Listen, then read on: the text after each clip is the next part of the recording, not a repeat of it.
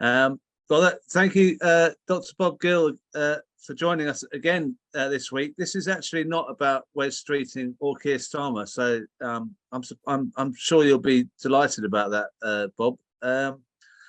What we're going to talk about is this story that is in the papers this week on the front. This is on the front page of the Times. NHS plan to help millions stop using antidepressants. It says art classes could replace codeine amid drive to avoid US-style opioid crisis.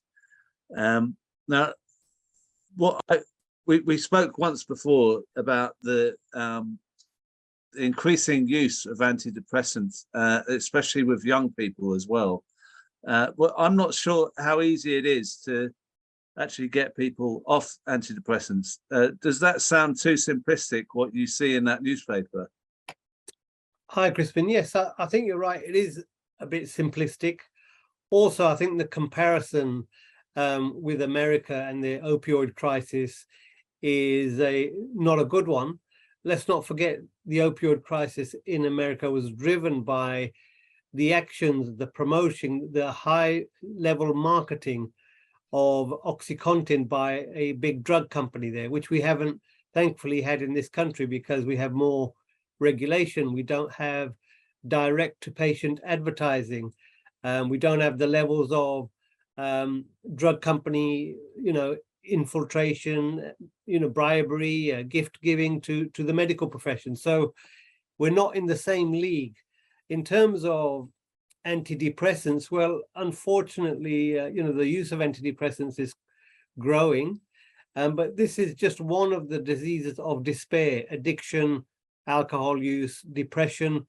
But the fundamental root of the despair, largely, most of the time, if not exclusively, but certainly contributing, is the state of the country, the economic state of the country, employment opportunities, people being ridden in debt, and insecurity, the fragilities of life living in the UK at the moment. And that's unfortunately what drives people, a lot of people, into depression. But also, if the environment doesn't change, if people's life chances and circumstances don't change, well, it is difficult to see an easy way out of these diseases of despair. I welcome any rational and funded method to try and reduce dependency on these drugs or the use of these drugs, but I don't really see much action on the ground. What I'm afraid this might just be is headline-seeking distraction, I'm afraid. Like nothing is being solved other than we'll think of this other idea to get them off these drugs, but they don't really know. There's no plan, is there? There's no actual plan for what the whole of how society should be run for people who have got mental health issues. Yeah, and it seems to be, the overall trend is to replace tangible, high-quality public services with charitable schemes, small schemes here and there, maybe contracted out to the private sector, fragmented, maybe not necessarily evidence-based and robust. But, the government has an opportunity to at least look and virtue signal. And I think a lot of this is just virtue signaling and distraction. We have this mental health awareness week every year, but all the policies that we've lived through over the last decades have been a trigger for mental health decline. So we need to deal with the fundamentals. What is ailing our society? We have, a very consumerist society. We believe in competition over collaboration. Lots of things have been removed in terms of purposeful work, community infrastructure, ways to socialize, and this was all exacerbated during the pandemic. So the triggers and what is driving the need remains there. And in terms of, pain relief for managing people's symptoms, well, we have millions of people languishing on waiting lists, some of them for painful conditions.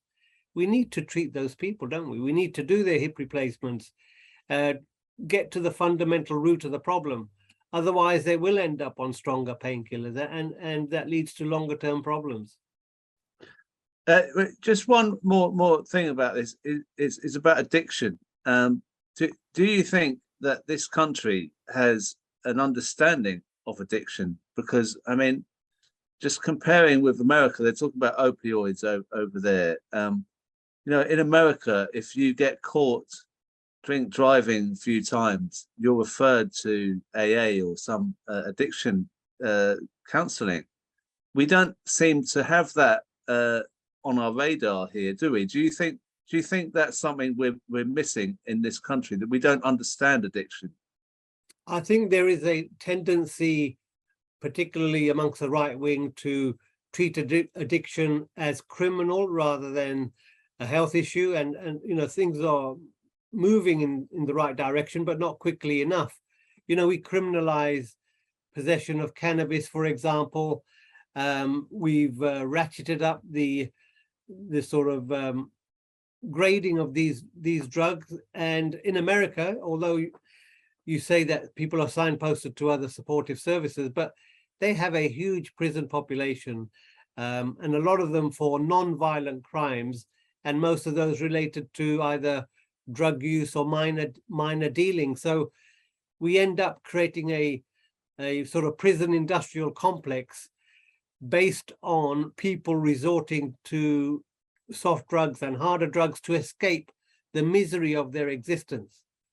And until we deal with the misery, the inequality, you know, the growing poverty amongst the country, then we're not going to get to the root of the problem. We need to treat it more as a response to environment and societal circumstances, and not to punish further those people who have tried to escape temporarily from, you know, very bitter and miserable living conditions.